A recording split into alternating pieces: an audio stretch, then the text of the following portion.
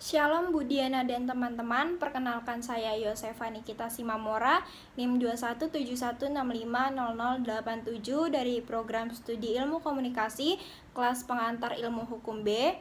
Dalam video kali ini, saya akan meresensikan buku yang berjudul Pengantar Ilmu Hukum yang ditulis oleh R. Suroso SH yang berisi tentang pengertian hukum dari berbagai sumber dan para ahli, aspek-aspek hukum, objek-objek hukum, dan masih banyak lagi isi dari buku yang akan saya resensi ini. Salah satu tujuan meresensi buku ini untuk melengkapi tugas yang diberikan oleh dosen mata kuliah pengantar ilmu hukum. Isi pembahasan, pada hakikatnya buku pengantar ilmu hukum merupakan fundamen atau dasar dari pengetahuan hukum yang di dalamnya tertanam pengertian-pengertian dasar yang menjadi akar daripada ilmu atau pengetahuan hukum. Dalam buku pengantar ilmu hukum ini memiliki sistematika bahan yang dibagi dalam beberapa bagian. Istilah ilmu hukum tidak tercipta begitu saja, tetapi mempunyai sejarahnya sendiri. Pengantar ilmu hukum berasal dari terjemahan bahasa Belanda atau Inleiding tot de Rechtswetenschap. Istilah ini dipakai pada tahun 1920, yaitu dimasukkan dalam Hoger Onderwijswet atau Undang-Undang Perguruan Tinggi di Belanda. Kemudian istilah pengantar ilmu hukum digunakan pertama kali di Perguruan Tinggi Universitas Gadjah Mada pada tanggal 3 Maret 1946. Buku pengantar ilmu hukum ini juga menjelaskan peran dan fungsi dari pengantar ilmu hukum, diantaranya memberikan introduksi atau memperkenalkan segala masalah yang berhubungan dengan hukum. Hukum sebagai objek ilmu hukum, pada bagian ini meliputi beberapa hal seperti macam-macam sumber hukum, golongan-golongan hukum, dan seterusnya. Sebelum terlalu jauh mengenal macam-macam sumber hukum, sebaiknya kita ketahui terlebih dahulu arti dari kata hukum. Menurut ius hukum berasal dari bahasa Latin iubere, artinya mengatur dan memerintah. Sumber-sumber hukum dari berbagai pakar hukum.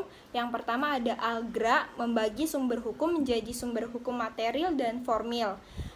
Yang kedua ada Van Apeldoorn, dalam bukunya membagi sumber ilmu hukum, yaitu sumber hukum dalam arti historis, sosiologis, filosofi, dan formil.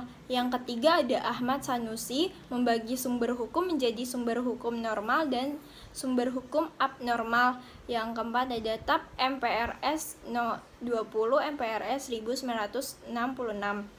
Yang kelima, sumber hukum filosofi, ideologis, dan sumber hukum yuridis. Penggolongan hukum menurut buku PIH ini yaitu yang pertama berdasarkan sumbernya, hukum dapat dibagi sebagai berikut. Yang pertama, hukum undang-undang, yaitu hukum yang tercantum dalam peraturan perundang-undangan. Yang kedua, hukum kebiasaan, yaitu hukum yang terletak dalam peraturan-peraturan kebiasaan. Yang ketiga, hukum traktat, yaitu hukum yang ditetapkan oleh negara-negara di dalam suatu perjanjian antar negara. Dan yang keempat, hukum jurisprudensi, yaitu hukum yang terbentuk karena keputusan hakim. Dan yang kedua, berdasarkan bentuknya hukum dapat dibagi sebagai berikut. Yang pertama, hukum tertulis yang dibedakan atas dua macam sebagai berikut. Hukum tertulis yang dikodifikasikan, yaitu hukum yang disusun secara lengkap, sistematis, teratur, dan dibukukan sehingga tidak perlu lagi peraturan pelaksanaan. Misalnya UU Perkawinan, UU Dagang, KUHP, UU Perlindungan Anak, UU Agraria, UU HAM, dan sebagainya. Dan kedua, hukum tertulis yang tidak dikodifikasikan, yaitu hukum yang meskipun tertulis tetapi tidak disusun secara sistematis, tidak lengkap, dan masih terpisah-pisah sehingga masih sering memerlukan peraturan pelaksanaan dalam penerapannya.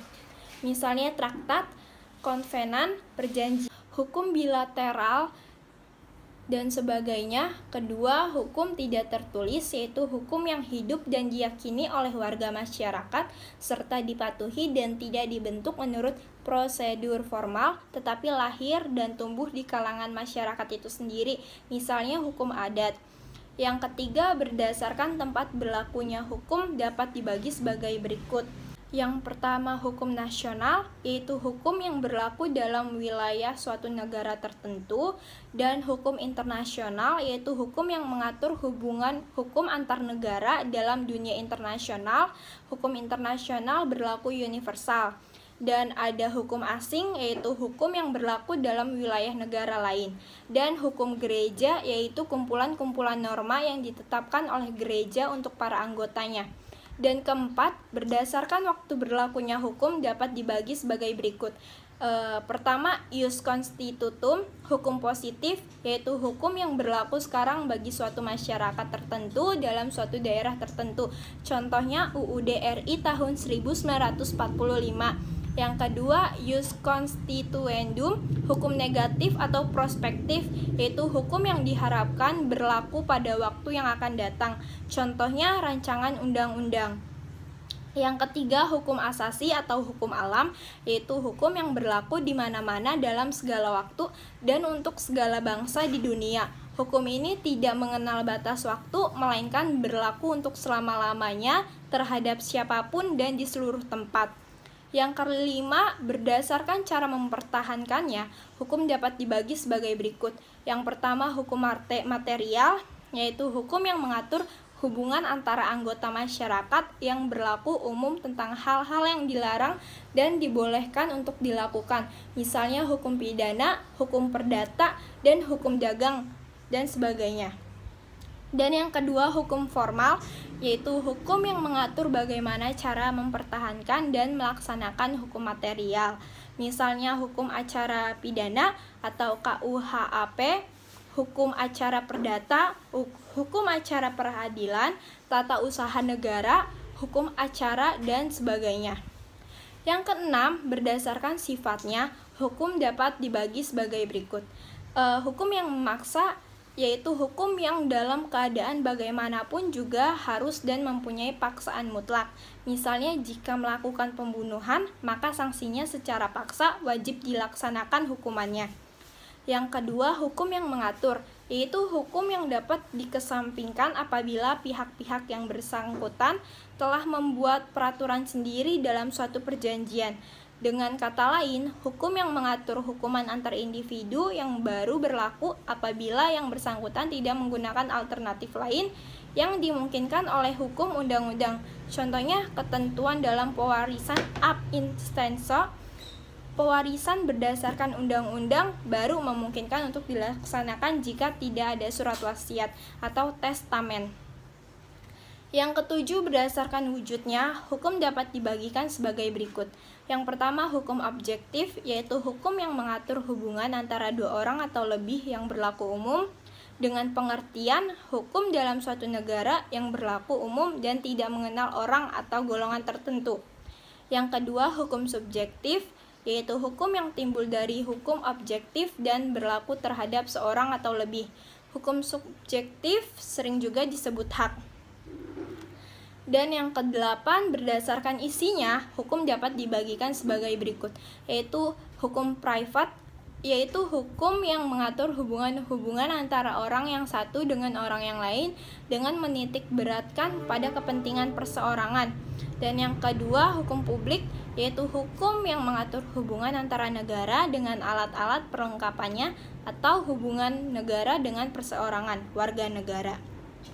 Ilmu hukum sebagai ilmu kaidah yang memuat apakah kaidah hukum itu macam-macam kaidah. Perbedaan antara kaidah hukum dan kaidah sosial dan lain sebagainya. Kaidah hukum sangat erat kaitannya dengan kaidah sosial, kesopanan, kesusilaan, dan agama. Karena ketiga kaidah ini belum cukup untuk menjalani tata tertib di dalam masyarakat, pergaulan hidup bermasyarakat, karena tidak adanya ancaman yang cukup dirasakan sebagai paksaan dari luar. Oleh karena itu, dibutuhkan norma hukum yang bersifat mengatur dan memaksa untuk melindungi kehidupan manusia dalam pergaulan hidupnya di masyarakat. Walaupun adanya perbedaan dari kaidah-kaidah ini, namun semuanya saling melengkapi dan menjadi satu kesatuan yang sama-sama harus ditetapkan dan ditaati demi kehidupan bermasyarakat yang aman dan damai. Ilmu hukum sebagai ilmu pengertian, misalnya subjek hukum, objek hukum, peristiwa hukum, dan lain sebagainya. Menurut buku yang ditulis R. Suroso SH, ilmu hukum sebagai ilmu pengertian kepada para subjek hukum. Subjek hukum yaitu sesuatu yang menurut hukum berhak atau berwenang untuk melakukan perbuatan hukum atau bertindak dalam hukum. Subjek hukum itu sendiri adalah manusia, seperti yang terdapat dalam dasar hukum yang tercantum dalam pasal 3 KUHP Perdata dan pasal 15 UUDS 1950 ayat 2 yang berbunyi hukuman tidak dapat merempas semua hak dari yang dikenai hukuman itu. Hukum sebagai ilmu pengertian memang sangatlah pengertian karena mempunyai pengecualian seperti anak dalam kandungan, cakap hukum, dan binatang. Binatang merupakan makhluk hidup namun tidak memiliki hak dan kewajiban seperti manusia. Itulah sebabnya binatang termasuk pengecualian hukum. Manusia itu sendiri juga bisa menjadi objek hukum sepanjang hak dan kewajibannya sebagai subjek hukum dilenyapkan atau dicabut, namun biasanya objek hukum itu adalah benda. Ilmu hukum sebagai ilmu kenyataan yang di dalamnya termasuk antropologi hukum, sosiologi hukum, psikologi hukum, sejarah hukum, dan perbandingan hukum. Manfaat nyata dari ilmu hukum diantaranya dari perbandingan hukum yang memiliki fungsi mengenai penanaman modal asing, mengenai domisili seseorang, tempat kedudukan, badan-badan hukum, dan masih banyak lagi yang termuat dalam buku PIH ini. Kelebihan dan kekurangan buku ini adalah, kelebihannya adalah penjelasan dalam buku ini sangat mudah untuk dipahami karena penggunaan kata dan bahasanya tidak terlalu rumit, memuat pengertian dari berbagai pakar dan sumber sehingga kita dapat memilih pendapat dan sumber yang mudah kita pahami, dan isinya jelas dan sangat terperinci. Kekurangan dalam buku PIH ini adalah covernya kurang menarik dan masih kurang lengkap dari segi isi. Sekian dari saya, terima kasih.